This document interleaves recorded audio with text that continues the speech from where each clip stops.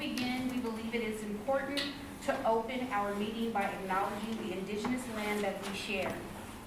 Pasadena City College is a learning community within the indigenous homelands of people who have been known as the Gabrielino Band of Mission Indians of the Xixiquanga Village and Quiche Nation.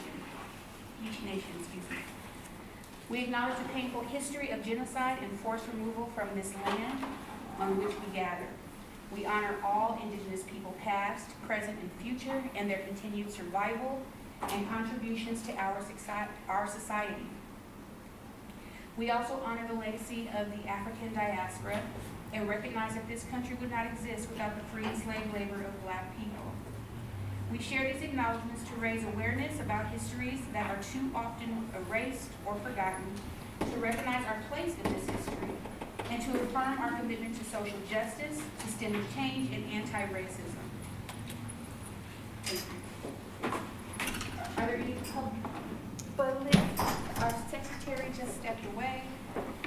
I don't know that there are any public comments, but we will see in just a moment.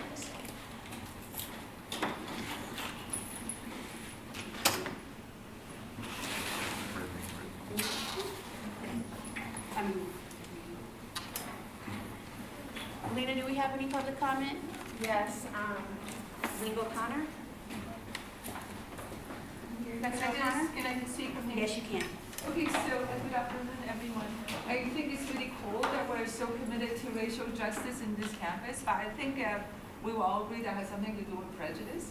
So there's a danger that we're not actually addressing prejudice itself. We're just shifting a target, what is okay to be prejudiced against and what is okay to do without prejudice. Studies of neuroscience actually shows that we are wired to be prejudiced. Our vision doesn't work like a camera.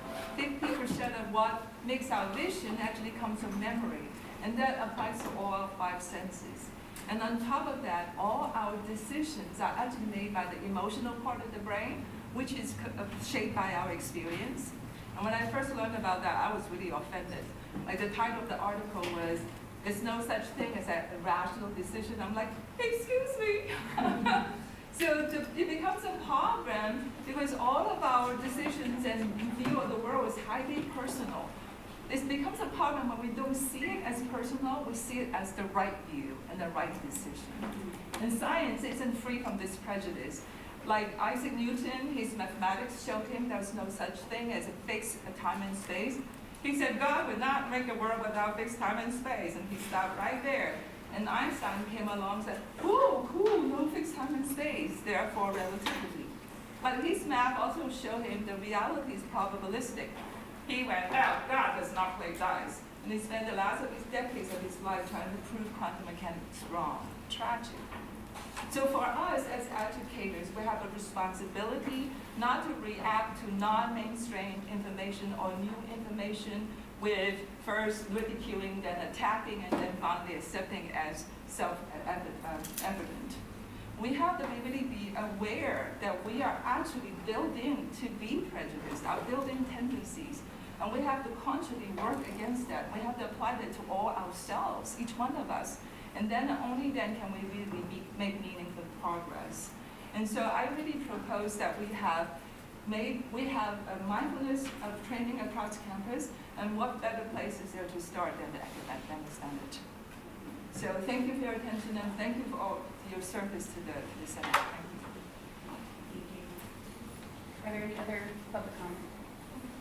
I'm sorry, public comment needs to be in before the meeting starts. Oh, I can't just, No. okay. Sorry. Okay. Next, I need a motion to approve the minutes from November 7th. Do I have a motion? I'm sorry, Lyman. I need a second by Margie. Okay, are there any objections? Melissa? Not an objection, but some additions or some changes. So on page 3, under officer reports, when VP Ramirez brought the chart of the faculty, number of faculty per division, which was to help us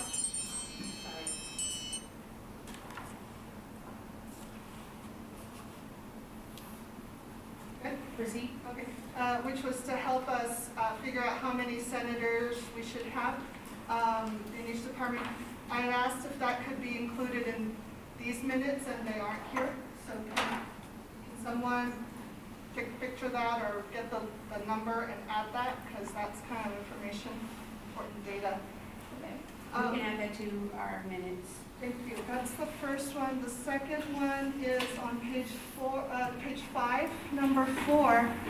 When VP Ramirez went over the full-time hiring list, she projected something on the screen which none of us had seen, the public hadn't seen either.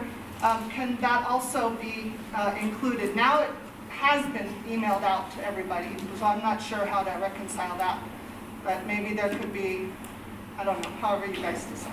Okay, I will talk to Dr. Ramirez and we will come up with something. Thank you for Okay, that. and then the third and last thing is on page 7, when I had asked to redo the vote and add my name to the Social Justice Committee, the parliamentarian's response was no. Could they please add what the grounds is? He called me out of order, so I'm wondering what was the reason. I think that should be in there, not just no.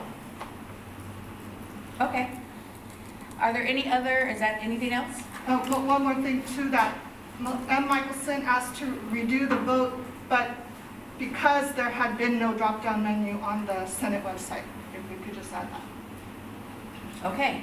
Anything else? Yes. Did you have your hand up? Lena? Okay, yes, Catherine? I have a question. I was under the assumption that for public comment, if you're present, you could just raise your hand and say public comment. Has something changed?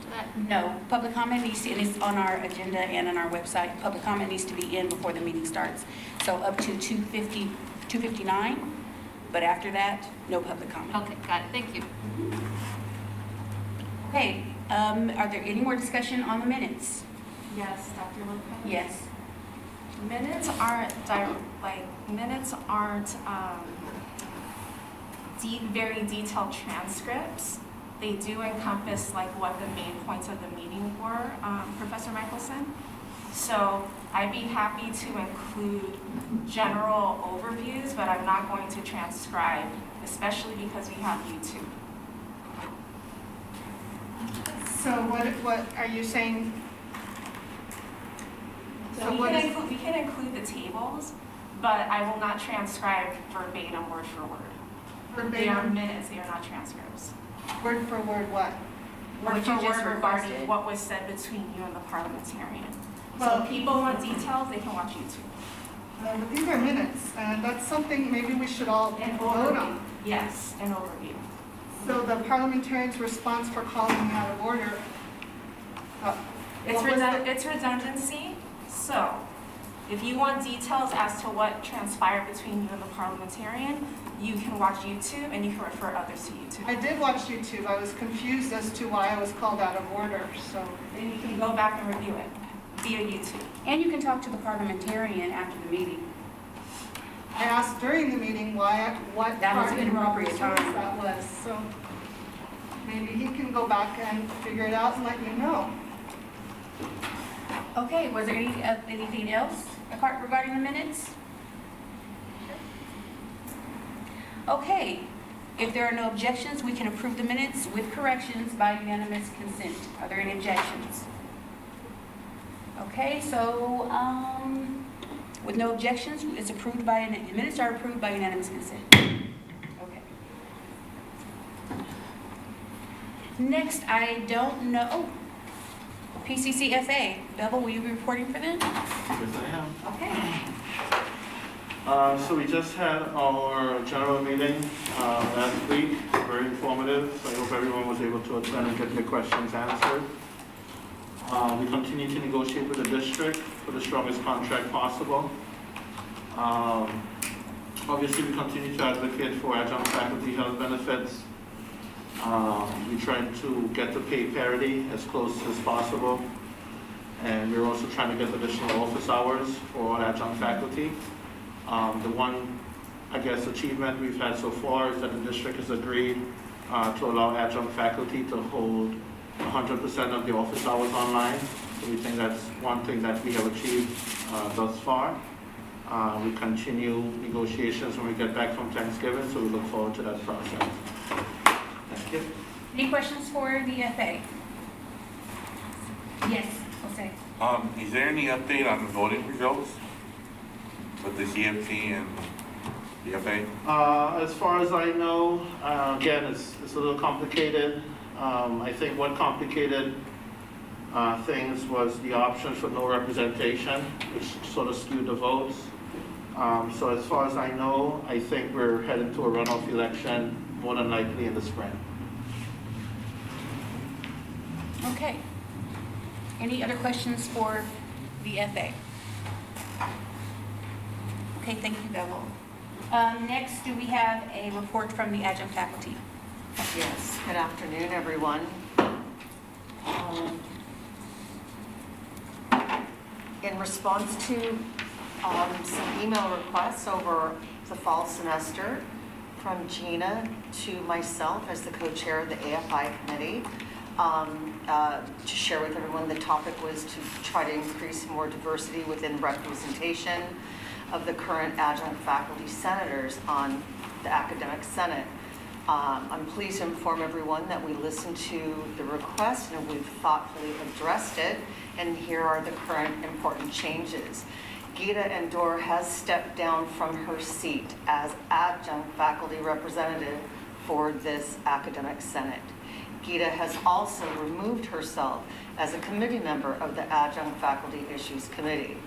With these changes, the AFI committee proceeded to review new applicants for the open seat for adjunct representation on the Senate. On Friday, November 18th, 2022, the AFI committee voted in Dr. Meredith Goldsmith from Social Sciences to take the vacant seat of former Senator Gita Endor. The committee continues to discuss goals and ways to improve life for adjuncts here at Pasadena City College. Okay, thank you. Are there any questions for the adjunct faculty? And welcome, Dr. Goldsmith. Thank you very much to the Senate. Okay. Next, excuse me. Classified Senate is not here today. Audrey Joseph, who is their president, informed me that she's ill, but she does send her apologies, and there are no reports from the Classified Senate. Okay, Associated Students. I can't see. I don't see the Associated Students here either. And Management Association. Okay, I will reach out to these groups and ask if they would please report out to the Academic Senate at our next meeting on December 5th. Okay, so next up is my report, President's report. I wanted to let everyone know that the second round of faculty hiring priority list or applications are out, and they are due back to us, or back to Dr. Ramirez's office by November 28th. So we encourage you all, if you did not get the seats or the positions that you requested, or you didn't have the opportunity to do it the first time, please sign up. Please do those applications because we are doing another round.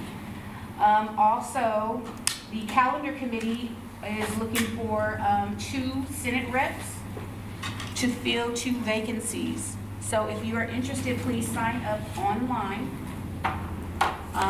for that committee.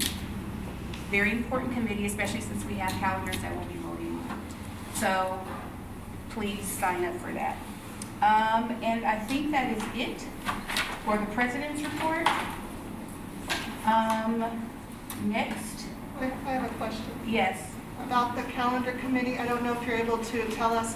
Do you know if they meet during the 2 summers? Because it's a long time from May till end of August. I do not know. I don't know when they meet. However, it should be on where you sign up on the Academic Senate webpage. When they, Or actually, maybe when Ryan Wilbur gets up to report out, you can ask him. Okay. Vice President Armia Walker is not here today, and she sent no report but it is her birthday, so happy birthday, Army. I don't know if you're watching, but happy birthday. Hope you're enjoying your time. That's from the Senate. Okay, and now do we have a secretary's report? Yes. So the ASCCC will be hosting a webinar titled Understanding the Brown Act and Recent Legislation on Monday, November 28th from 2 to 3 p.m. And registration is free, and I'll forward the information following the meeting. Anything else? Students, staff, and faculty are invited to a mixer to celebrate Accessibility and Disability Awareness Month on Tuesday, November 29th from noon to 2 p.m. in the Circadian. This is a collaborative event between DSPNS, veterans, personal counseling, and student health services. And lastly, the Association of Latino Employees is having their annual Tamalada fundraiser for student scholarships.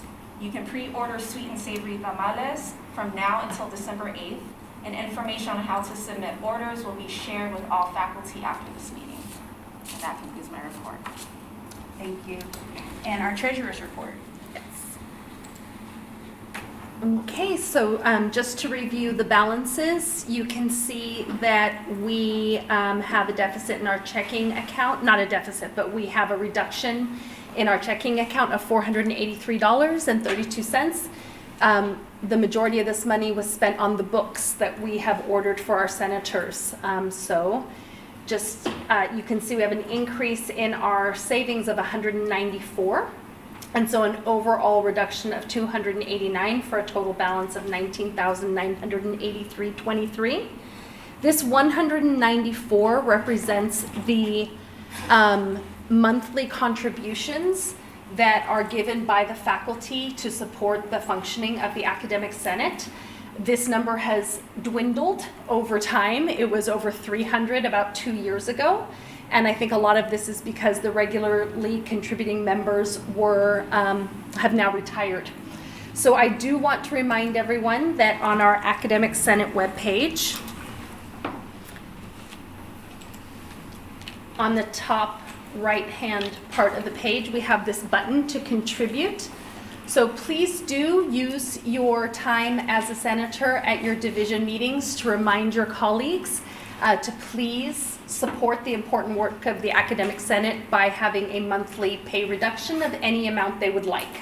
So as little as $1, imagine if all of our 400 plus full-time faculty contributed $1 a month, we would be able to do a lot more activities and support reading and things like that. So please do consider. Thank you, everyone. That concludes my report. Thank you.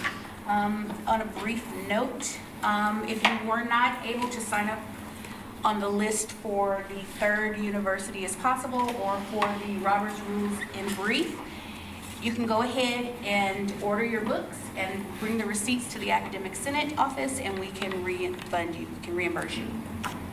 Okay, and I have Jennifer's and Melissa's here. Okay.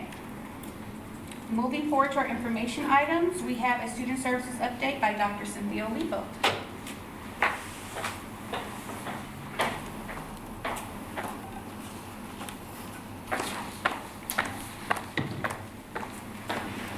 Hi everyone. I just wanted to say thank you to a few faculty members who've really helped us this semester.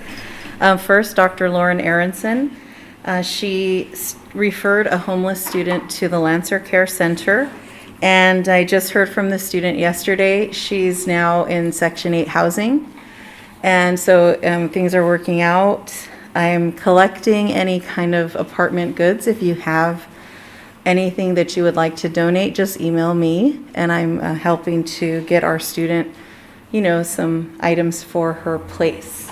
And she has a 9 or 10-year-old son and a 6-month-old baby. So just keep those things in mind.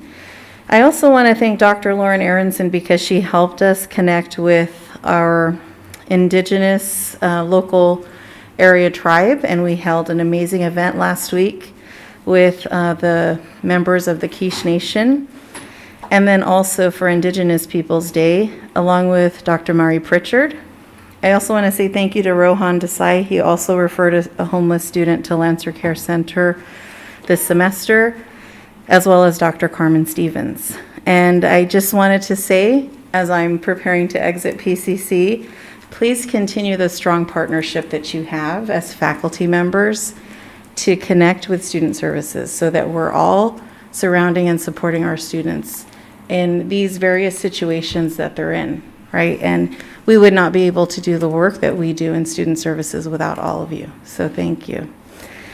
That being said, there's also news about Transfer Center. You all know we're in the middle of transfer season, and we have extended our hours so that we can make sure we do everything possible to support our students for transfer. So you've noticed probably all the signs across campus. On Tuesday, Wednesday, Thursday, we're open from 2 to 7. We have extended hours in the Transfer Center. On Saturdays, 9 to 1, and then on Sundays from 10 to 2 on Zoom. And that includes this weekend. We will be here working. This past Saturday, 56 students came to get support in the transfer process. And we also have let students know through these signs, these actual physical signs on campus, that to go to the UC, if your family income is below $80,000, you get free tuition. So these are little nuggets that we hope you're also mentioning in class, because our students need to be reminded that they can transfer. And we're very, very close to becoming the #1 college in the state for transferring students to the UC system. And then finally, with the holidays ahead of us, please make sure you share news and information with your students about Lancer Care, Lancer Pantry, so that we can help our students when they're away from us, and then they can come back in spring and make sure they get enrolled. And also, Dr. Miriam Altunji is here, and she reported to me earlier today we have 4,000 students registered for spring already. So things are looking up. Thank you all. It's taken an entire college to make sure we're turning our enrollment around, and it's working, so thanks. Also, my job is posted, so if any of you know of good vice presidents of student services, it's posted, and my last day here will probably be December 15th. Okay, thank you. Don't rub it in, Dr. Okay, Vice President of Instruction, Dr. Laura Ramirez, informed me that she is out this week, so she does not have an update for us other than what I reported out for you. But now, we're moving right along. We will have Kimberly Shediak come forward and present to us on CVC OEI. And I believe that it's already done.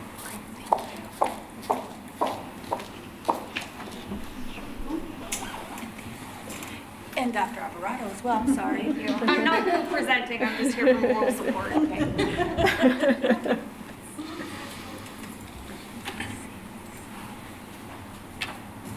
All right, thank you all so much. It's great to be here.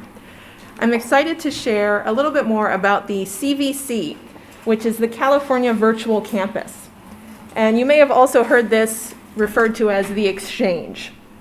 So the CVC Exchange is this California Virtual Campus. And it's an innovative student-centered tool that allows students currently enrolled in any home college to instantly enroll in online courses offered at a teaching college without filling out a separate application. So what is a home college? What is a home college and what is a teaching college? So a home college, this is a college that has completed the technical steps so that students can then cross-enroll. So I'm pleased to share that Pasadena City College is a live home college, and we are working on the steps to also become a teaching college. And so that involves a little bit more of the technical and the business processes. And we'll talk a little bit more about what that looks like. So the CVC, what is it and why and how does it benefit our students? So it really is all about access and then ease of enrollment for these students. So their courses are included on their home college canvas. So as opposed to having a whole bunch of different canvases for different colleges, it's all on that one Canvas site. Their transcripts are sent to the home college upon completion of courses at other colleges, and their financial aid units are also combined across the home and the teaching colleges. Why is PCC becoming part of this exchange? So we do receive funding for completion credits for the students. Also the ability to fill those remaining seats. So keep in mind, this is after all PCC students have enrolled and have been served. Also, it aligns us with the Chancellor's Office Vision for Success, and the counselors can use the CVC exchange as another tool to help students, to help guide them, and to help increase overall completion rates here at PCC. This is a little small to see, but these are the top searches by subject for the CVC. So you can see Spanish all the way down to math. And PCC currently has over 800 distance education approved courses. So the courses that have those Form Ds. Our current status. So again, we're currently a home college, so students can enroll into courses at teaching colleges.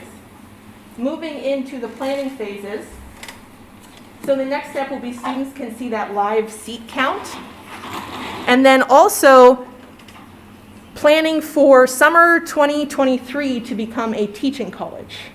So keep in mind, courses only show up on the exchange if there are open spots and no waitlisted students. And again, after all PCC students have been able to enroll. The teaching college integration is commonly referred to as phase 2. This also involves executive commitment by the district and college leadership, deeper engagement, including again business and IT, and then also the CVC guided implementation. This takes about 3 to 4 months. So moving into this process is why we really project about summer 2023 is when we will have both the home college and teaching college process complete.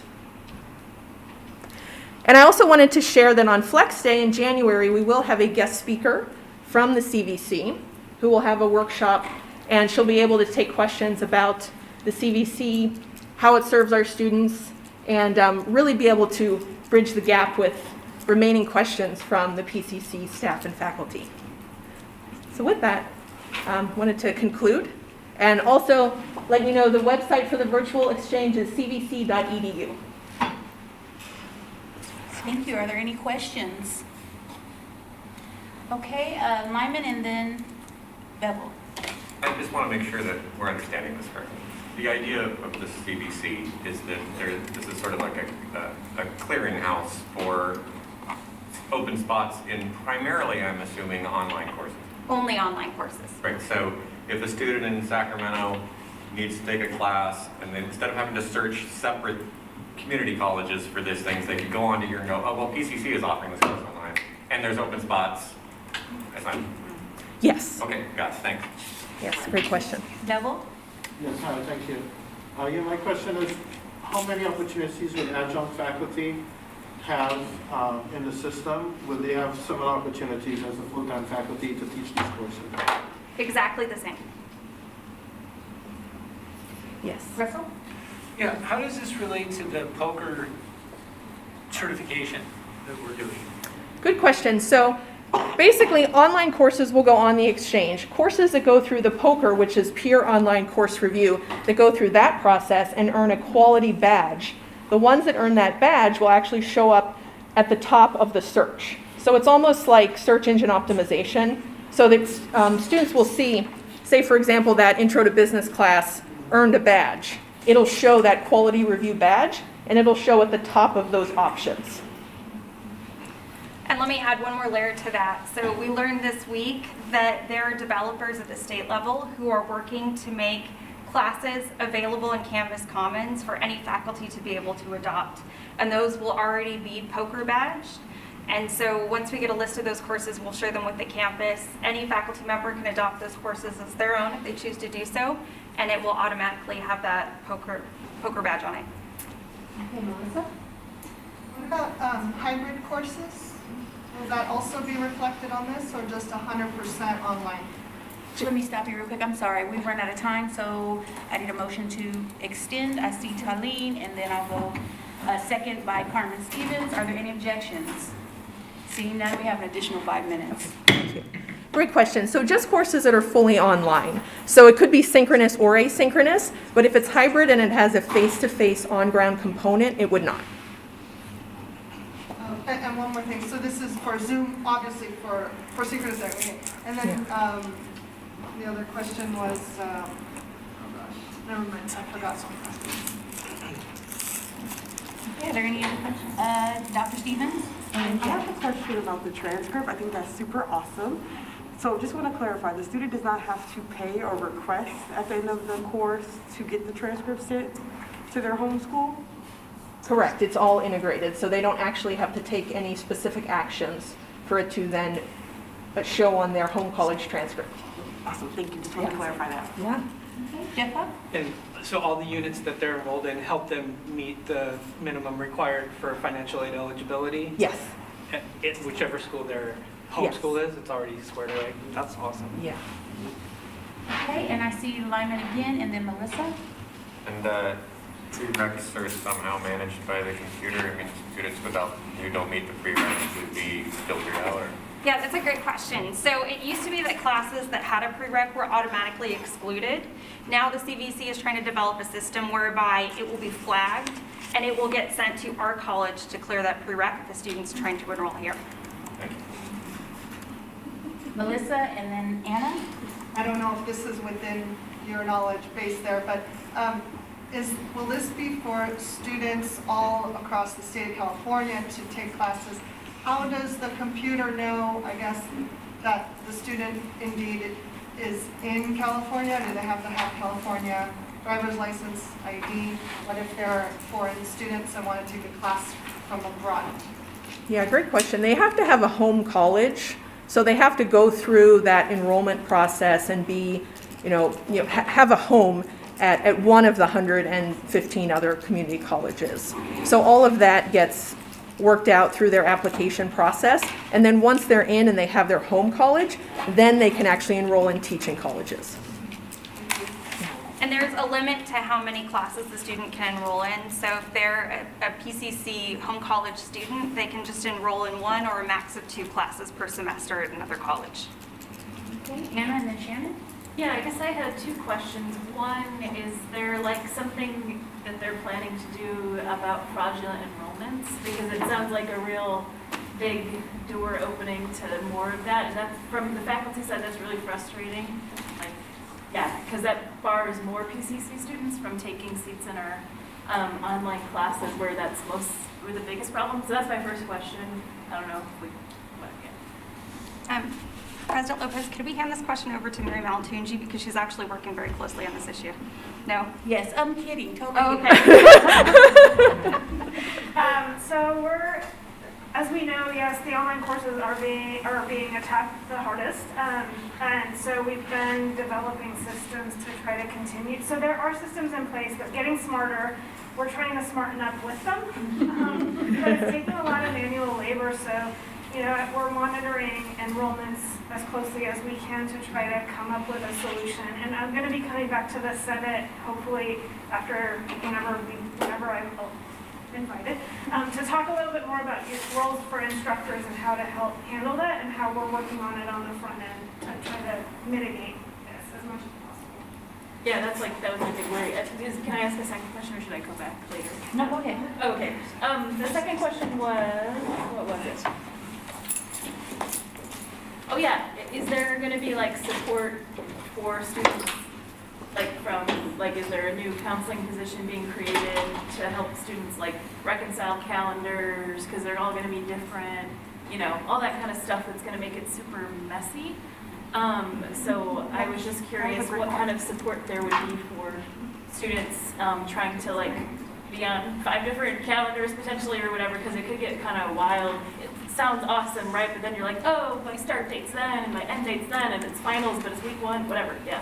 So just kind of what support is there built in for kind of managing that, I guess? Yeah, so whatever the start and end dates are for the college where they're taking the class, those are going to be the start and end dates for the student in that class. If you look at the exchange now, they actually do have badged classes that also are at colleges where they have online counseling. So the student can access those counseling resources. But for the most part, the CVC is going to be directing students back to their home college counseling department, because these are the counselors that have been working on their ed plan with them and know best the classes they need to take to be able to finish their degrees. Okay, so we're up, but I still have other questions. There are still other questions. I need a motion to approve. 5 minutes, extended by 5 minutes, excuse me. Do I have a second? Motion by Lyman, second by Tracy. Are there any objections? Seeing none, we have an additional 5 minutes, and next up was Shannon and then Lyman. Sorry if you already mentioned this, but does this also include non-credit courses? Credit and non-credit, or just credit?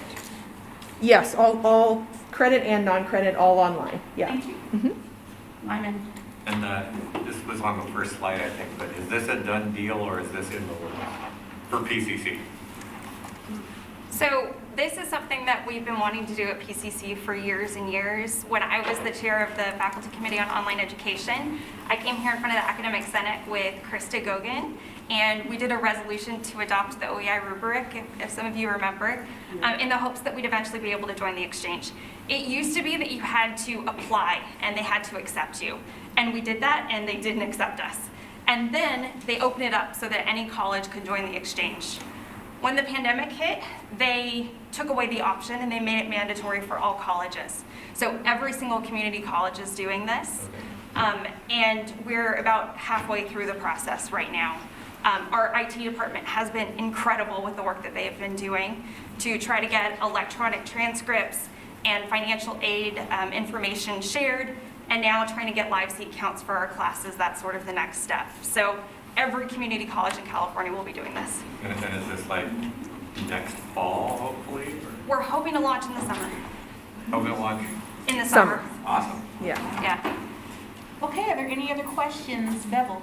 Yeah, just finally, you as an educator, are you ever concerned about the trajectory of education?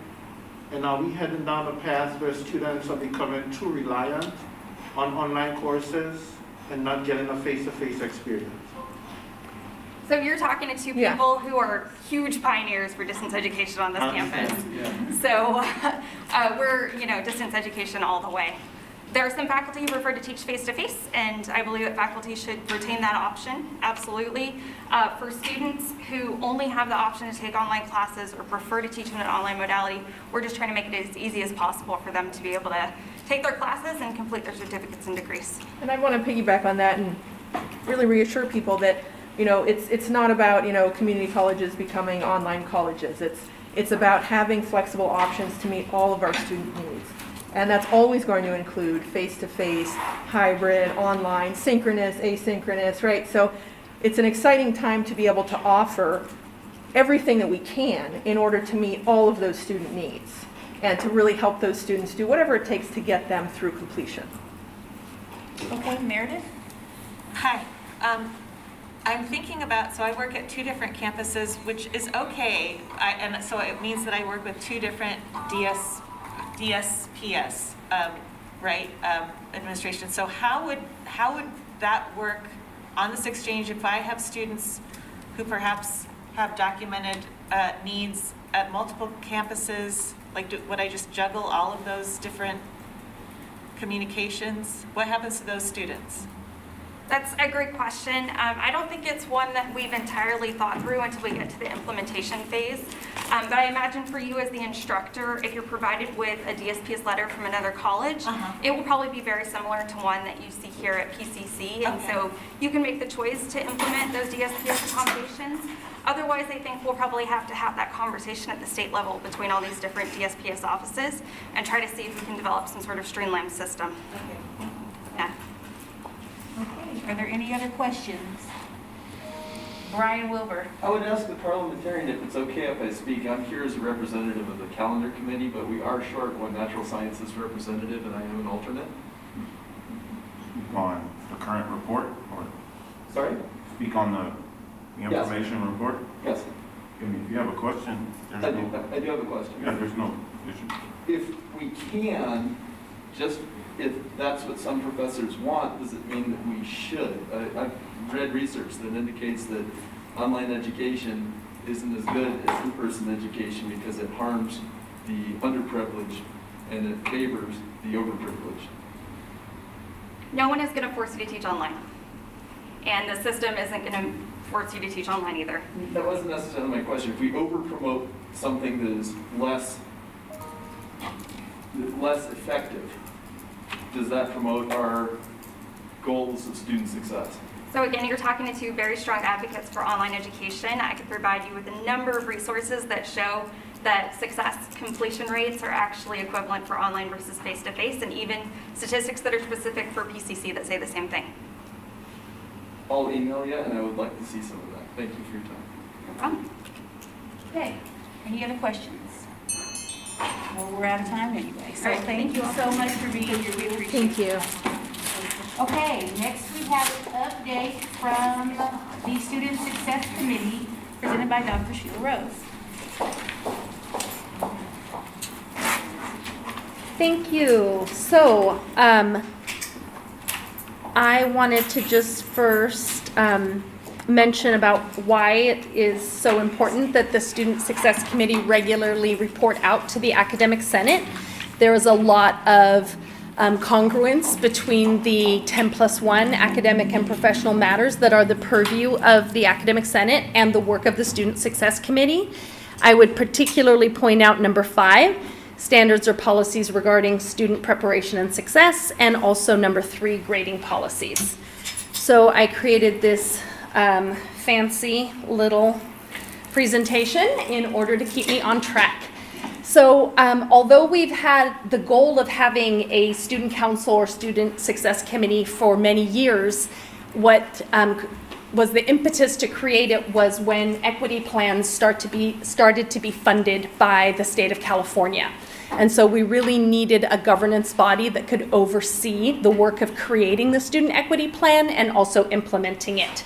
So we were created as a subcommittee of College Council, which are our shared governance committees that have representatives from all 4 constituent groups, our academic senate or faculty, our managers or administrators from the Management Association, our students through the Associated Students, and our classified staff members. So we have representatives, and we're very happy this semester to have all 4 student positions filled and those students regularly attending. So thank you to our partners and Associated Students for helping us do that work. Our core functions are several. So of course we do develop the student equity plan, but we also make recommendations on student success to the campus at large. So our equity plan is really focusing on students who are experiencing equity gaps, and particularly we are focused on Black, African American, and Latina or EX students. However, the Student Success Committee also pays attention to the success of all of our students and makes recommendations related to that. We also inform key student success initiatives. So for example, when we were implementing Assembly Bill 705, whose intent was to eliminate remedial math and English and allow students direct access to transfer level math and English, the Student Success Committee helped to inform that work. And we're fortunate to have been one of only 2 out of 116 community colleges in the state that fully implemented that law by the 2019 deadline. So we're very proud of that work. Some of the recommendations that I would like to share from this year that we have brought to College Council related to the overarching area of professional development. The goal that rose to the top was to create an inquiry process that would allow us to create culturally reflective and responsive curriculum and race-conscious pedagogy. And we know that in order to achieve this goal, we're going to need lots of intensive professional learning for us as faculty. Related to technology, we're working on a comprehensive all-student communication plan.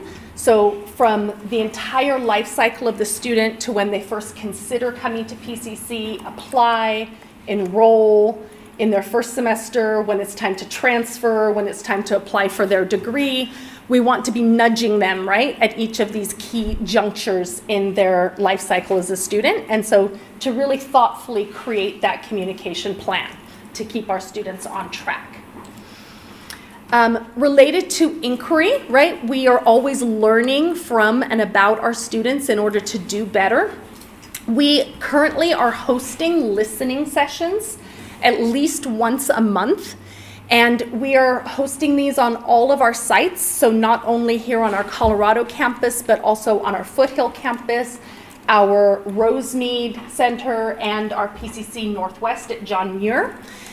We had one that was dedicated to learning more about our Black students' transfer path last week, and we're typing up those notes, and Tamika Alexander, the Dean of the Transfer Center, was able to be there also.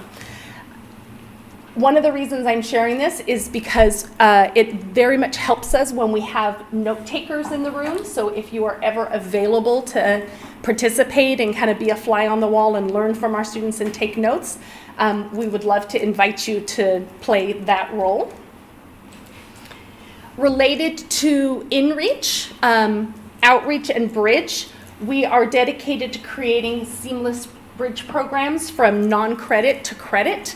So Francisco Suarez, the new dean of the non-credit campus, he is a member of the committee, and we are partnering and working very closely in order to make sure that our non-credit students who are already our students are able to come to the credit side without having to go through the whole process again of applying and matriculating, right? They're already our students.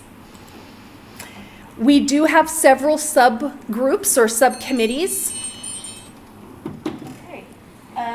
Looking for a motion, Lyman, to extend by 5 minutes. Is there a second by Bevel? Okay, any objections? Okay, all in favor, say aye. Aye. Awesome. 5 more minutes. Okay, thank you. I'm almost done. As many of you know, PCC is a leader in adopting open educational resources and offering zero textbook cost classes. We received a grant several years ago to help us expand this work. It was led by the fabulous Walter Butler from the library, who has now left us. Sad face. And he approached us and said there needed to be a shared governance group that was overseeing that work in order for us to qualify for the grant. So at that time, we formed the Open Educational Resources Subcommittee of the Student Success. We're looking for a chair since Walter has left. So if you have a passion for OER, please let us know. We also have the Guided Pathways Working Group. So you may have heard the words Guided Pathways many times over the years. It basically refers to the complete transformation of our campus in order to remove barriers to completion. And so the Student Success Committee does help to oversee that work. And then finally, we have a policy review working group that meets on opposite Tuesdays. So the Student Success Committee meets every other Tuesday, and then this group meets at the same time. It's a smaller working group that basically is looking at every policy that impacts students and revising it through an equity lens. And so to just explain a little bit more about that work, in 2019, the Student Success Committee created guiding questions for equity-minded policy review and creation. And we created a list of questions that are almost like a rubric that help us look at our policies to make sure they're equity-minded, that they're helping to close equity gaps experienced by our students, that they're student-focused, so are we using language that is understandable to students? And our more recent goal is to become trauma-informed. And so we're in the process of becoming educated as a campus about what that means. So this last bullet is still a work in progress. Just to highlight a few of the policies that we have revised, our academic standing policy used to include the language of probation. We have completely revised anything related to academic or progress probation to now refer to academic or progress warning. We do not want to use carceral language, right, on our campus. Also, I mentioned grading policies. So the standards of scholarship, we worked with the Curriculum and Instruction Committee in order to revise the language around grading so that it makes sense to students. We do have students who serve on this policy group, so that really helps us to have them as kind of readers of our policy. The policy we are currently working on is attendance. And so we're really looking at language around what does attendance mean. We've learned a lot from the pandemic. We are a lot more aware about some of the challenges that our students face getting to campus, whether it's public transportation, family responsibilities. We don't want a student to miss a class, to be 1 minute late 3 times and be dropped from the class because of attendance. So we will be bringing that policy soon to you to have you weigh in before we make those changes officially. Okay. Okay, are there any questions for Dr. Rose? Yes, Tim. On attendance, aren't our hands tied a little bit though because of state mandate? Yes, great question, Tim. So what we do is we look at Title V and Education Code language, and staying within the kind of rules about how many times students are required to attend, we try to be as flexible as possible.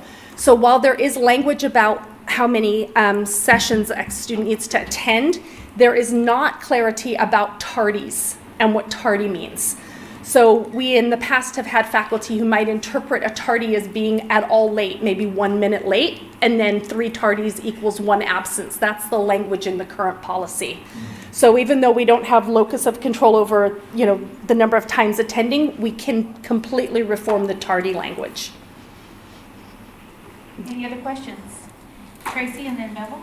I had a question about the pedagogy. It was kind of broad, so I was wondering, is it similar to what's being taught in some places around the United States, which is referred to critical race theory? Yes, I would say that race-conscious pedagogy does fall in the realm of critical race theory, yes. Has your committee or group looked at that from all angles? Because there's a problem in our military that's being taught in the United States military, which is destroying it. And it's also teaching them to hate America. So I'm very concerned with this type of pedagogy that would be taught here. Something anti-American and CRT. Okay, I need a motion to extend by another 5 minutes. Jose, do I have a second? Mariah. Okay, are there any objections to extending this item by its last 5 minutes? Seeing none, 5 minutes. So we read a lot of articles, we inform ourselves, but we haven't had that specific conversation about anti-Americanism, no. Well, I think you guys should continue to discuss it because we're educating future generations and we're looking at developing the strength of this country. It starts with our citizens. So I think it's a dangerous path to only embrace one style of pedagogy. Okay, Bevel? In terms of attendance, I was informed previously that you can't base a grade only on attendance, but you can tie it with participation. Is that true? Yes, so you cannot grade on attendance. That is Title V, that's Education Code. And if you grade on participation, you need to have a rubric that makes it clear to students how that impacts their grade. And finally, in terms of attendance, students leaving early. Like, they in the class, they get there on time, they're on the road, but then they leave, let's say, half hour or 40 minutes before the class ends. Does that also fall into a tardy? So we're going to bring that to the Senate for an open debate. Thank you. Mm-hmm. Are there any other questions for Dr. Rose? Okay, thank you, Dr. Rose, for your presentation. Thank I was hoping you. I'd have time to do this. While somebody asks a question, give me just a moment. Let's go. Okay, the parliamentarian said let's go. Okay, I'm going to pass the gavel over to Dr. Rose because I will be presenting on the next item, which I don't think I really need to. Not a full presentation. Let me do it.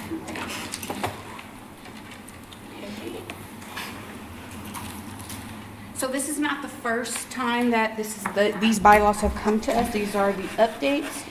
And I'm here on behalf of its chair, Dr. John Hanley.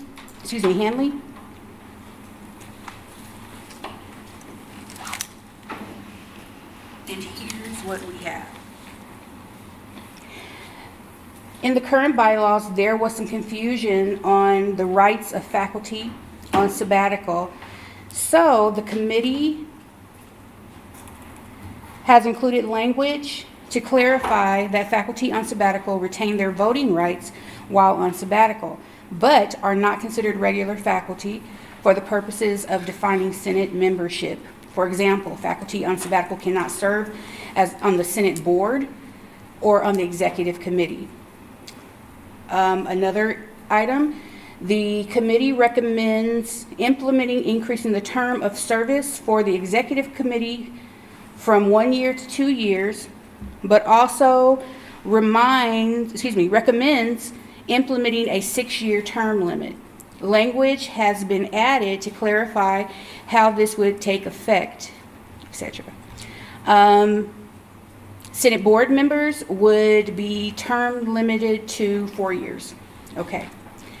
The committee recommends redefining the makeup of the Senate board to align with the college's organizational chart. Okay, as the Senate requests, the committee discussed the possibility of separating the bylaws into a constitution that can only be changed by a vote of the entire faculty and a bylaws that can be changed by a vote of the Senate board. The committee felt that most, if not all, of the language in the bylaws was of the sort that should only be changed by faculty at large. The committee does recommend altering the language regarding amending the Senate standing rules and procedures such that they can be amended by the Senate board, and has included such language in the revisions. Finally, the committee also discussed the issue of adjunct representation on the Senate board, as well as the eligibility of adjunct faculty to vote on Senate elections. At this time, the committee is not ready to propose such changes to the bylaws, but will continue to discuss these issues moving forward. So that is what I have. Yes, Catherine.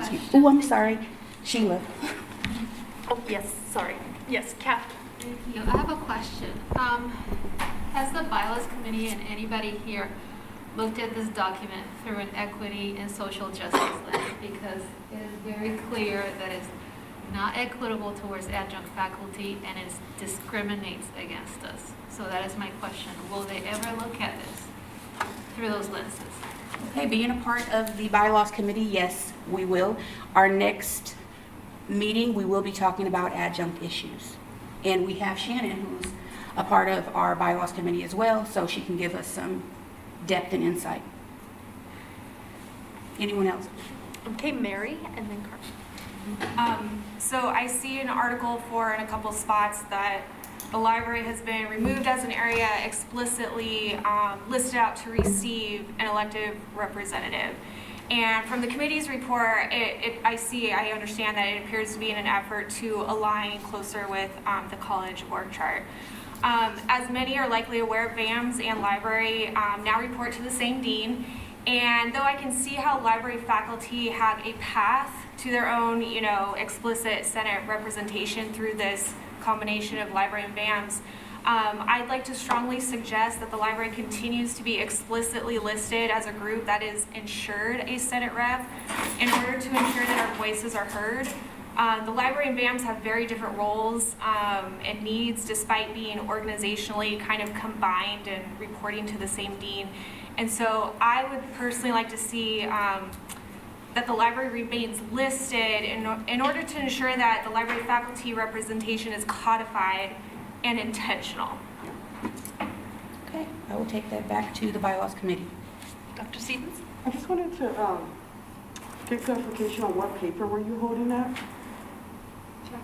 Oh, the bylaws. Perfect. I thought so, but I wasn't sure. I didn't want to have a side conversation because they don't do that. So just trying to make sure. Thank you. I was like, did I miss a document? Melissa? Yeah, I have a couple of things on different sections, which I'm happy to email you and the bylaws committee. But question procedurally, for a before and after. I know there are notes on the side. Are those considered the before and after? Sorry, I need a motion to extend. Okay, moved by Mary, seconded by Tracy. You know what I mean? Okay, I'm sorry, just to finish. Are there any objections to extending by 5 minutes? Okay, then. By unanimous consent. Okay, the notes on the side that I believe you're talking about are grammatical. Actually, I have seen them before, and now they're not showing up on my computer, so I don't even know if everybody sees the side notes, but it's, I know that there are strike-throughs. Let me see. There's some strike-throughs in the document. Right here. Okay. Oh. Okay, so I just want to be sure that, because it's not clear what's been added brand new, or maybe it's just not clear to me. Are you able to explain how we're able to know what's been added and what's been changed? Or is that? It's my understanding that what's been added is in red. I know there are some strike-throughs, but that may have been an additional revision. I'm not 100% sure, but I believe that's what that is. Okay. In the past, when I was on the bylaws committee, the Senate President at the time, Valerie Foster, and Sheila Rose was also on the committee, on the executive, were really, adamant about showing before and after inversions. So I'm wondering if that'll help clarify, if you could continue doing that. That's a suggestion number one. I have a question about alternates. Like today we heard from an alternate that wanted to participate. Why can't alternates participate? Can you guys talk about that a little bit in line 168? Maybe you can reconsider, because I've told my alternate that she should come. I want to be inclusive and get her excited to be here. But if she can't even say anything or raise her hand. What was the line again, Melissa? Line 168. 169 and 170. Okay, thank you. So maybe you guys can talk about that. My other question is about alternates. Do adjunct senators get any alternates? And is there a limit to the number of alternates? Some divisions are getting, or have, I've noticed, have 3 or more alternates. So, which is good, I think, but I don't know if you want to have language on that or just keep it open. That's just something to consider. That's my questions. Those are my questions about alternates. My concerns about the terms of limit. I'd like to see the terms or the language for the executive body to be the same for us senators. So from what I understand, 6 years is up to 6 years as an executive can be on the Senate, but for us it's only 4. Do you know why you guys decided that? Well, I don't want to speak for the entire committee. I can come back to you with that. Okay. I believe it's because our roles are different and may require some more time and a learning curve. But I can definitely talk to the committee about that.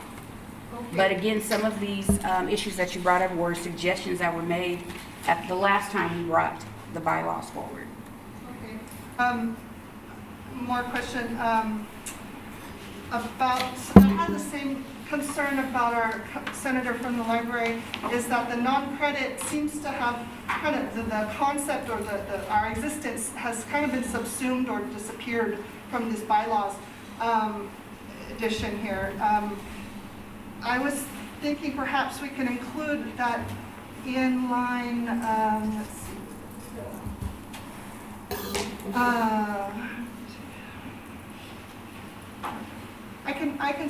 Line 96, where it talks about the board itself and instructional divisions, because I myself don't even consider the non-credit as an instructional division, even though it is. But perhaps it could, and within non-credit there are different areas. So my suggestion would be for line 96 to say both credit and non-credit instructional divisions, or something like that, to include the credit concept of the school and the non-credit. Otherwise, we just kind of, doesn't feel like we exist in here. Okay, what I'm going to ask you to do Yeah. is if you could type up those recommendations, Yeah.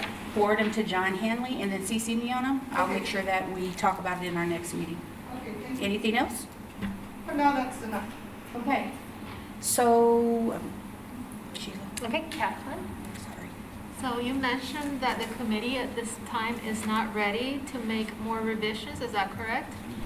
At the time that this was given to me, no, because we're still trying to get the approval of the last set of recommendations that we had before we start adding even more. Okay, and is there a timeline for? We need a motion to extend. Tracy, seconded by Mary. Are there no objections? I can extend by 5 minutes. Okay. So is there a timeline for the next round of revisions? There is not a timeline, it's just adjunct issues. It's set for our next meeting. And when is that? That's a good question that I don't have the answer to off the top of my head. So, but you are taking suggestions from adjunct faculty? We're taking suggestions from the adjunct faculty member who is on the committee. What I would do if I were you is talk to her, and then she can bring those forward. May I make a motion? An information only reported. Actually, Reported for. it's not. This is old business. Is the committee taking new members at this time? I believe they are. I would reach out to John Hanley. Melissa? How many members are on the bylaws committee currently? I do not know, but it should be on our website. So that's been updated? It has been. Any membership, okay. For that committee, I know it is. I'd like to see, since maybe the adjunct committee, since we have a Senate adjunct committee, maybe they could work together with the bylaws committee. I don't know, maybe somehow you guys can share drafts and discuss, or invite them to come to the Senate bylaws committee to talk about their concerns. So we don't have to necessarily hash it out here right away. I have another concern about vacancies. This is page 10, 9.2. The vacancies procedure listed in the bylaws wasn't really followed this year. Our executive vice president and secretarial positions, those got filled while we were gone over the summer and didn't follow these bylaws. So there should be some kind of language on modus operandi when we're gone during the long summer sessions, mid-May to August, when we're not compensated for full-timers are not compensated for participating in shared governance duties. Maybe there could be, I'll write this down in the notes, but maybe there could be a language for when we do have a summer and a winter, what happens, and then when we have a long summer, 2 summers, what happens, because that's a long time for the executive senate to be making decisions on their own without any kind of campus-wide feedback. But that still doesn't actually address the fact that our bylaws were violated this past summer. Actually, according to the bylaws, and I will find the exact language because it is in there because we double-checked and triple-checked, when the academic senate is not in session, the executive committee does make decisions on behalf of the body, on the board. Right. So that's what happened with the vacancies that we had. Well, We there's made a those specific, decisions. there's a specific language on when there's a vacancy, and that should have been discussed and then brought to the next board meeting for us all to kind of ratify your choice. But in any case, it's such a long time, and I know it's in the language because you referred me to that in the past, and I've seen it. So my point is, it's such a long time from May until end of August. Maybe there could be some kind of, I don't know what we can do. You know, during the summers it's this, and when we have a short summer, something else. I don't know. It's a concern.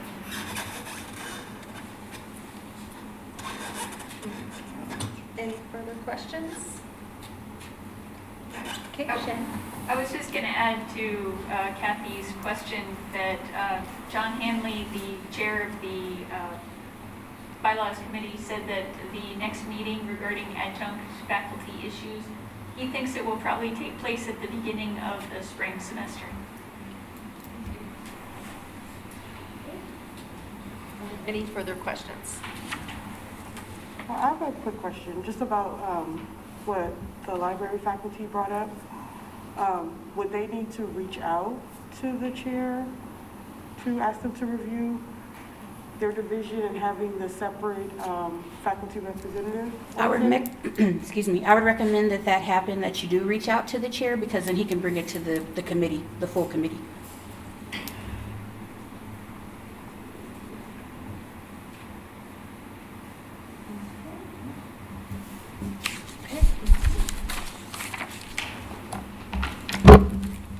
So, I can't, I think I can ask about.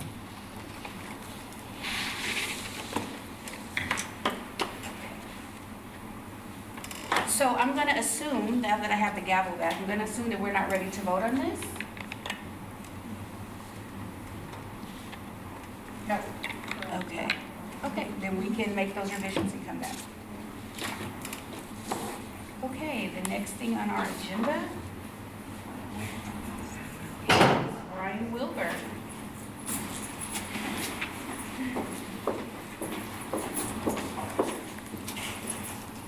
Can I use the projector by plugging in? Is that acceptable, or? If you know how to do that, go ahead.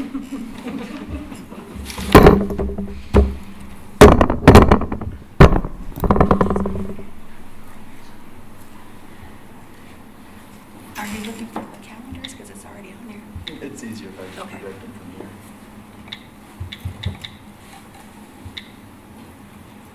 There we go. All right, so I turned it into a little education style PowerPoint. The calendars are available for you guys on board docs. Hopefully you've had the opportunity to peruse those. I've got 5 quick points that I'd like to make with you guys, if necessary. The first one, our Senate President has already made this point. We're bereft of 2 Senate representatives to the calendar committee. We'd really appreciate it if we could get a couple more people from you guys to join us. We had 2 people whose schedules Can you talk couldn't. louder? I can't hear. We had 2 people whose schedules could not be accommodated for by our meeting time. We meet on Wednesdays at 2 in the afternoon. That's the time that worked out best for us. So if any of you have that time available and you're interested in serving on the calendar committee, we would appreciate a couple more volunteers. Sorry? On Zoom, you mean?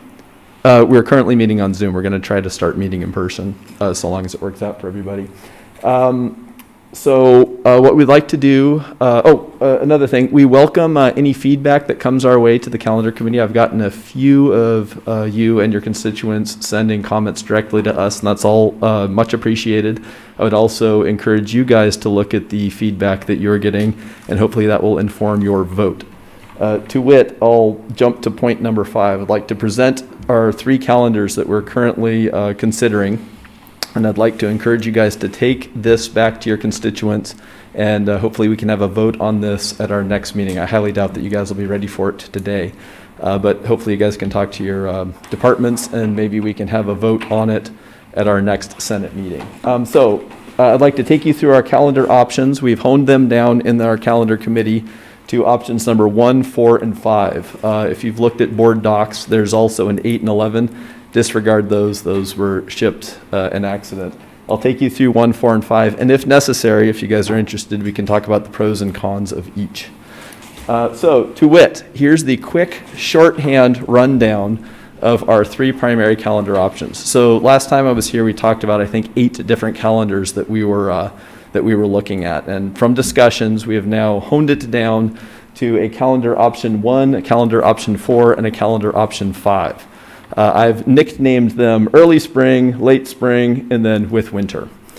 So with early spring, we start and end August 26th and December 15th. That's the winter. More or less, I'm sorry, that's the fall, excuse me. More or less, that's the same for option number 1, and option 5, and option 4. That one's sort of already decided. For option number 1, if we choose option number 1, we'll have a very early spring start. We'll start on January 6th, and we will go through May 4th. Then we would segue into an early summer starting on May 5th and ending on June 14th, and that would potentially give us enough time to start a second summer session, which isn't scheduled yet. I would also point out, sorry, I'm skipping the lead here. I'm burying the lead. This would be for the 2024-2025 calendar. That is in board docs. That'll be the next calendar that is decided. Our calendars are decided up through the end of 2024. 2024-2025 is the next one that the calendar committee is working on. Option number 4 is our late spring. More or less, we would start a week later for our spring semester, and thus we would start our summer sessions a week later as well. So we'd have a little bit longer a winter break and a little bit shorter summer break. Option number 5 is with a reinstated winter session. In that case, we would start winter intersession on January 6th, and it would end on February 13th. We would thusly then start our spring semester on February 18th and end that on June 16th, and then start our summer session on June 23rd. So these are our primary options. Now, we will point out that in board docs, you have all 3. I'll flash them here if you guys would really like to, but I've summarized them hopefully well enough for you. This is option number 1. It's labeled in the middle. Option number 1, no winter. Option number 4, this one also does not have a winter intersession. And then we have an option number 5 with a reinstated winter intersession. So these are our 3 calendars that we are currently considering in the calendar committee. I would also point out that the calendar committee is advisory only. We are not making the decisions. What we are doing is we have honed down these 3 calendars. Then what we would like you to do is you vote on which ones you are interested in here in the Senate after talking to your constituents. Then we will forward this on to college leadership with your vote associated with it, so that college leadership will know which one the academic senate favors. So we aren't actually making the decisions. Our job was to hone it down and make the options. The final decision is made by campus leadership, and you guys give us feedback towards that. Okay, we are out of time. I need a motion to extend by 5 minutes. I see Jeff Hook, second by Catherine. Do I have any objections? Okay, you have 5 more minutes.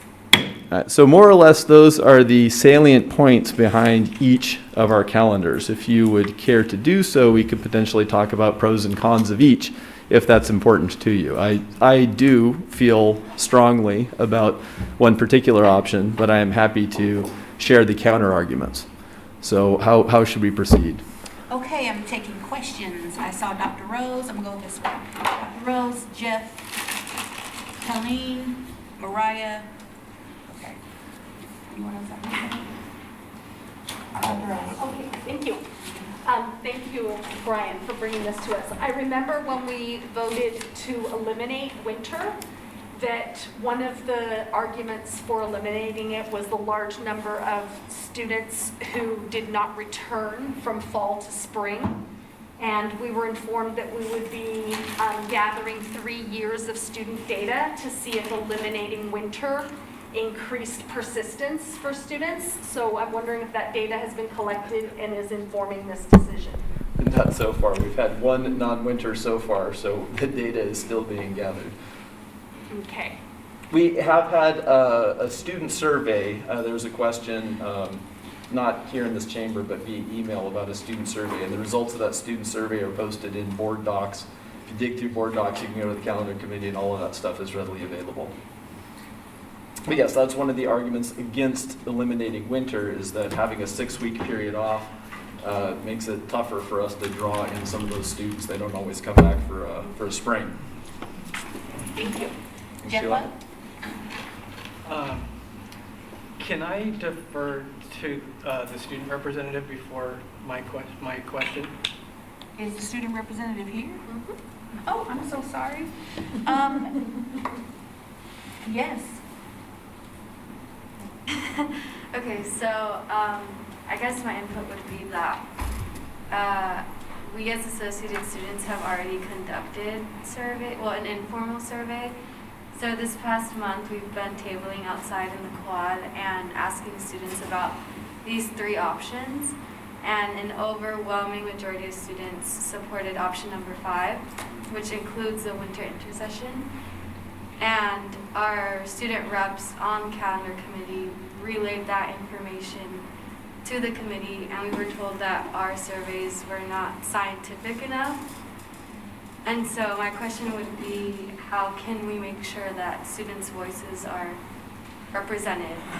What course of action can we take for that? We did have a scientific survey. The results to that are posted already in the calendar committee Direct resources. us to where that is in here. I don't see it on board docs. If you go into board docs, go into calendar committee, you can look at our most recent calendar meeting, which was last Wednesday. Oh, it's not on our Senate thing. It's not in the Senate. It's in board docs, but it's in calendar committees. And there's 11 pages of data where a survey went out amongst the students that participated in the last summer session as to why they took a winter class, why they took a summer class, what they expected to get out of it. That was sort of the more scientific study.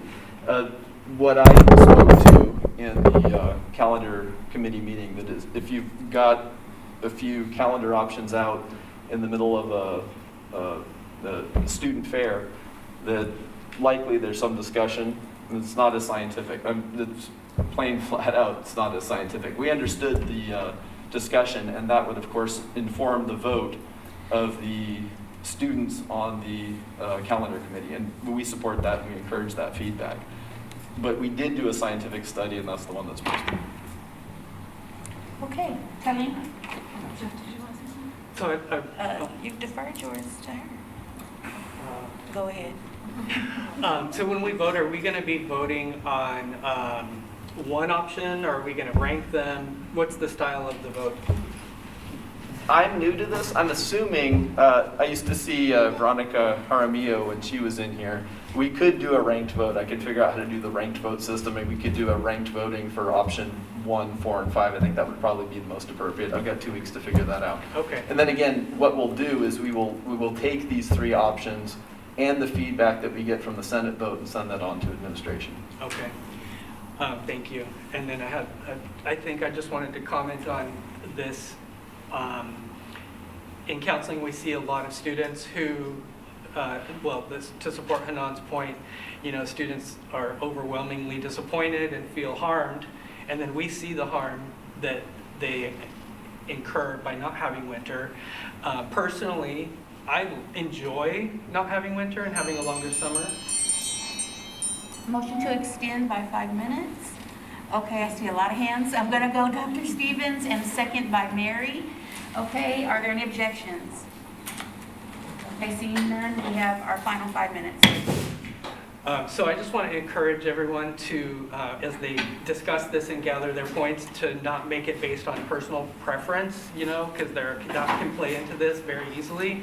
The other thing I don't enjoy is watching students be harmed, so that definitely influences my vote.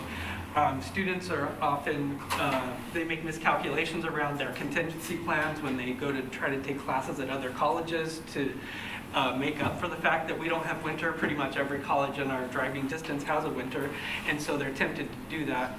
And they make errors by, one, thinking that winter terms does not coincide with our spring, but it does, so then they have a course conflict, and that ends up making a miscalculation where that can negatively impact their transferability and completion of their goals.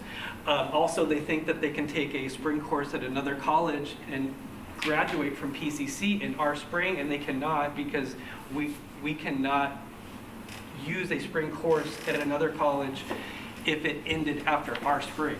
And so students make a lot of miscalculations around these things, and it worries me that they trying to be savvy, which I do encourage and I think is great, but trying to be in a position where they're remedying a situation that is difficult for them, I think it concerns me for them, and I feel bad for them. And so I just wanted to kind of air some of my thoughts about that. Okay, I have Tony. May I respond to that? Am I allowed to respond to that? Or? You can respond to that. I just want to let everyone know we are in our last extension. I'll be quick. Students can make up classes in the summer session as well as the spring session. If we maintain our consistency, then there's just as much opportunity. And the argument for eliminating winter and sticking with 2 summer sessions is that 95% of all colleges and universities in the U.S. are semester schools. And so if our students are continually finishing in the middle of June, they're going to miss out on opportunities for student work. They're also going to miss out on opportunities for internships. Now, I'd go out of my way to point out an email that went out to us from our secretary. I am going to have to cut you off because I have several senators who have questions. So I'll leave that up there then. Okay, so counseling supports the student feedback 100% to include winter in the calendar, so we support option number 5. We are being asked to go to our constituency groups without doing any scientific surveys, so why not their unscientific survey? So I do support that. Also, the survey that went out in spring, I don't think had 3 concrete calendars for students to look at, and I believe your survey provided that. So please consider that. I won't repeat what Jeff said, but I'll quickly go through. This can delay transfer specifically with students who decide at the last minute to change, and so they may have 3 courses to complete in their final academic year. This is not just for STEM. If a student wants to do psychology, they need psychology 5, they need psychology 1, English 1A, statistics to get to psych 5.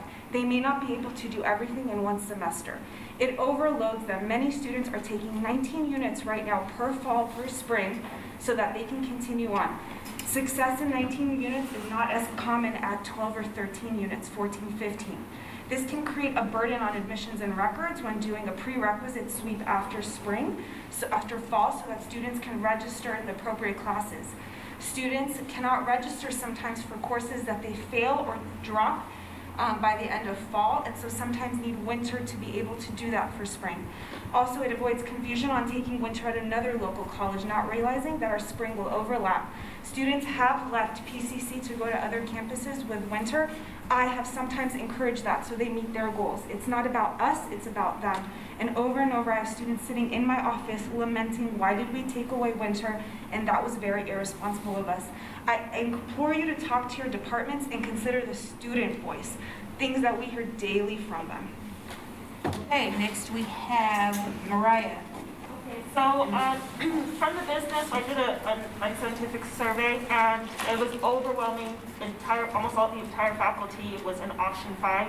But I also want to take a moment, if everyone can go back, if you did 2 summers, I did 2 summers, and look at what your enrollment was for winter and look at what your enrollment is for the second summer, and really do a comparison. We don't have data to go for 3 years, but you can do data on your own. And if I looked at my own, the data was, the enrollment dropped on the second. The people I talked to have had the same experience. So just keep that in mind as you kind of look it through. Okay. Do I not have the opportunity to speak to any of these points? Actually, we're done with this item, so unfortunately, no. And those of senators who didn't have the opportunity to ask your questions, I would encourage you to email Brian with your questions, and then you can give your response there. Okay, so that is it for this item. I'm sorry, Melissa, if it's about this item, we need to. Not really, not about this. Better yet, join us? May I say that? Better yet, join us. Yes, they're still looking for 2 reps. Please, thank you. Okay. What is this regarding, Melissa? This is about making an amendment to the rules. This is in our bylaws, 8.3. An amendment of the rules may be proposed. So such an amendment to the rules shall require either approval of a majority of us or 2/3. So I would like to make an amendment, and if we vote on this amendment today, we can have it ready for next month according to our bylaws, that we don't have this 5 minutes, and that's it. You know what I mean? So our standing rule currently is something like that, but I'd like to propose an amendment that for the next meeting, we don't have this stringent 5 minutes. You're trying to, okay, you're making a motion? Yeah, so we can have more time to talk about things and not feel like cut off. Especially like now, our meeting's kind of, I don't know. Okay, here's what, it is up to the Senate, but I would like to weigh in on this. The reason why we have the time limits is because otherwise we could spend a lot of time on one item and never get to the next. A 5-minute item can easily turn into a 15-minute item. A 10-minute item can turn into a 30-minute item with what we have now. So my recommendation is that we keep what we have because it's a way to help our meeting flow. Otherwise, we'll get stuck on something and we'll never get our business done. The reason why this was put into place, I'm sure Dr. Rose can tell you the history on it, but it was put into place so that we wouldn't be stuck in the Senate and not get things done, because there is a such thing as a dilatory motion, which our parliamentarian can talk about, where we don't need to waste time. This is a way to keep us on track without wasting time. So, and Brian, if you would like to come back again so that we can continue this discussion, you can do that. I'll come back in 2 weeks and I'll start with what I was going to finish with. Because we're not voting on it So tonight. clarification that my motion really was to let us vote on it at the time. So if we decide for that idea, that agenda item, we just decide, okay, let's do more extensions, we can do that by a vote. And then if we don't want to, then we don't. I'm going to let our parliamentarian That's weigh my in to see idea. if we're even in order with this. Right, so that would be under, when we get to K, proposed future agenda items, you can propose that on the next agenda, that we take that to the floor. But what do I do about the month in advance? Like, it has to be, we have to vote on it, and then the next month, am I reading the bylaws right? Well, if you want to put it on the agenda, we can discuss it, and then, yeah, we would vote on it the following. Okay. So whatever the Senate decides, we'll start it in spring. Lyman? I would suggest a reasonable approach to these situations would be that if things are run out of time and put off to the next week, we simply allot a 15-minute slot the next time around rather than a 5-minute slot. If there is something that does this like this, where it's clearly an issue that's going to be talked about in depth. And I'm going to let the Senate know, unless someone requests more than 5 minutes, I will give them a 5-minute slot, because that can go into 15. Sometimes you'll see we'll go 15 minutes, we'll go 10 minutes, because a 15-minute presentation can end up being a 45-minute presentation. I just want you to consider that. They have twice to extend. So, yes. I'm just saying that No, that's- might be, if something does that, then we could consider giving them a larger chunk. In fact, I think for Brian, because there was so much conversation and questions, we will do a 10-minute so it can extend up to 30. Thank you for that. Yes, Melissa. So when, I'm just looking at the agenda, everything says five minutes. So when people come to present to us, do you ask them how much time do you want? They typically tell me how much time they will need. Oh, I see. And if they don't, then it's 5 minutes, because 5 minutes equals 15 minutes in my head. And I don't want you to stay here past 5 o'clock. No. So I'm trying to do the will of the Senate. Okay. Next item is me again, but I don't think I need, I'm just gonna show it. Actually, I'm going to look for an approval of the ranking list that's in board docs. I'm looking for a motion. Lyman, that's a motion. Do I have a second? Second by Melissa. Are there any objections to approving this by unanimous consent? Seeing none, the ranking list is approved. Okay, and there's nothing in item J, so we're going to move on to item K, propose future agenda items. And Melissa, I've noted that you want to put on the agenda the extension rule. Yeah, and also anybody that has ideas on how this might be written out or something for voting, please email me, because I haven't thought about it through. I just feel like we need, like what Lyman said, kind of a little bit of flexibility. I'm just not sure what kind of amendment, what it would read like. So please email me or talk to me after this. Your point of clarity, it's not for voting, if we're discussing, you're talking about the debate, right? We're not extending, you said for voting, it's actually for debate and for comment. Oh, did I say voting? Yeah, you said Oh, voting. I meant, yeah, discussion time, yeah. So, moving on, are there any other future agenda item proposals? Okay, any announcements? Okay, go home. I'm sorry, I do have a couple of announcements, hold on. There's a Cash for College announcement. Dr. Levo? Dr. Altunji. I'm sorry, Dr. Altunji. Hi, everyone. On December 3rd, we're going to be hosting Cash for College. You got an email notification with some information about it. It's open to PCC students and students in the community, high school students. We've sent out notifications all over the place. And so please do encourage students to come by. Even if they have questions about financial aid, it's going to be an open workshop to actually help them fill out the FAFSA and avoid common errors that end up prolonging how long it takes for them to get funding. Any other announcements? Can I ask a question? Sure. I'm so sorry. So the calendar options are not complete because they don't tell you when the summers end and stuff? Are they gonna give us real ones? Like, this is kind of goofy. What I would do, I would email Ryan and then point that out to him. Okay, because I'm like, I can't really ask, you know. Are there any other announcements? I'll entertain a motion to adjourn. Anybody? And second, I'll say this roll. If there are no objections, we are adjourned. Have a great holiday, everyone. Be safe. This is a good.